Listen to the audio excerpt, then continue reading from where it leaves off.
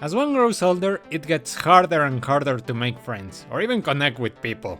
1 minute you are discussing why Blastoise is stronger than Charizard, fuck off, it is, and the next you are complaining about taxes. But you know what will keep friendships alive forever? Video games! There are plenty of stories online of people meeting their best friends and spouses through games, and today we will take a look at this type of stories from both me and some of my friends. Ever since I was a kid, I was called weird.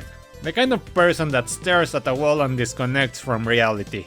I generally don't understand people, and people sure as hell don't understand me. Thankfully, games were always a safe haven for me. Regardless of what bullshit happened in reality, I was always able to forget about it and just have fun and be happy for a bit. Because that's the truth. As much as society values family, not all of them are close. But you know the interesting part about those family games? You can play them with your family. Crazy, right? My parents were always busy, so we never got many bonding opportunities, but I tried. My mom gets motion sickness by loading screens, but back when I was a child, she was a big fan of Pac-Man. For the most part, we never played a lot together, but she would always listen to me talk about my games. My dad played with me more, and our matches got really intense. Some of my favorite memories of him are of us playing Metal Slug, and him losing his mind over an Independence Day reference. Those memories will be my treasures till the day I die, and one of the few happy memories I have with him. This is Condor, one of my BFFs, with a cute little story about him and his brother. One January 6th, basically second Christmas for us Mexicans, he and his brother got a game called ATV Off-Road Fury 4. They were basically enemies growing up, but that changed with this. The music, the gameplay, the customization, they found common ground in liking everything of the game. He says they spent hours competing with each other. It was a great bonding moment. The enemies became rivals and then friends. This is some Naruto shit right here. Even now, there is a surprising amount of parents that view video games as something bad, with good reason. But they seem to ignore that families that would otherwise have nothing to bond over can find something to enjoy together and spend quality time with. Much like my channel, which is another reason why you should subscribe. And it's not just families too. I think it's the same for many of you, but most friendships are made and forged in the fires of multiplayer games. Halo, Call of Duty, WoW. Regardless of what you play, it's not that uncommon for total strangers to become your best friends. And sure enough, growing up I was still the weird kid in class. Not in the way of quiet kid on the back that you just know will snap one day. More like this guy is such a dork, but he is our dork. While I was always on good terms with everyone in class, it was hard making friends, but gaming was the one thing I could always talk to someone about. I might not go to parties and my hand-eye coordination is terrible, but I'm a good at support. You have seen some of my friends in other videos, but I've never actually introduced them. These are the boys, Buffy and Condor, and the gals, Yami and Oy la Morra, whose names we agreed upon based solely on the fact that their initial syllables spelled yaoi. Long ago, in the distant year of high school, I met these guys and we bonded over anime, I think. I don't actually remember. We all knew we liked video games, but hadn't actually played together. And one day, we decided to change that. Those were some good 3 hours of me wrecking the ass of all of them.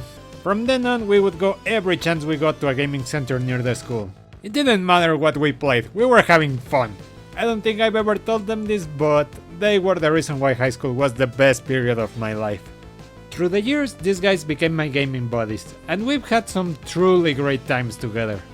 Buffy is the fastest gun in Halo, but he leaves me super salty every time I have to play with him. Condor absolutely carries the entire team in Left 4 Dead 2. And Oila showed us how to be fabulous in Just Dance. Damn, look at her go.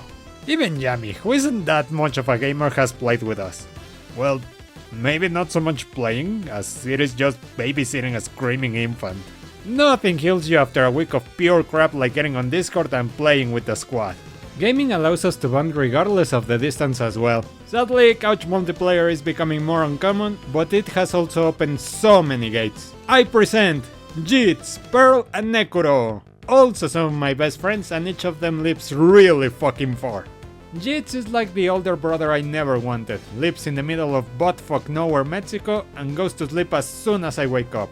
This doesn't leave us with many bonding opportunities, but I love playing with him when we can, even if I hate losing in any game we play. But it has led to some fun shenanigans. Like that time, I was lagging in Borderlands 2 and the son of a bitch pushed me to my death.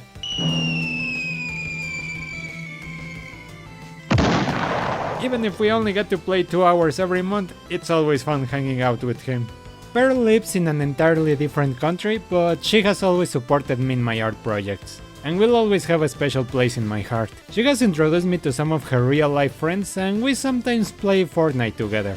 Granted, their accent makes me wonder if we are speaking the same language, but they've always been nice to me, they are good people.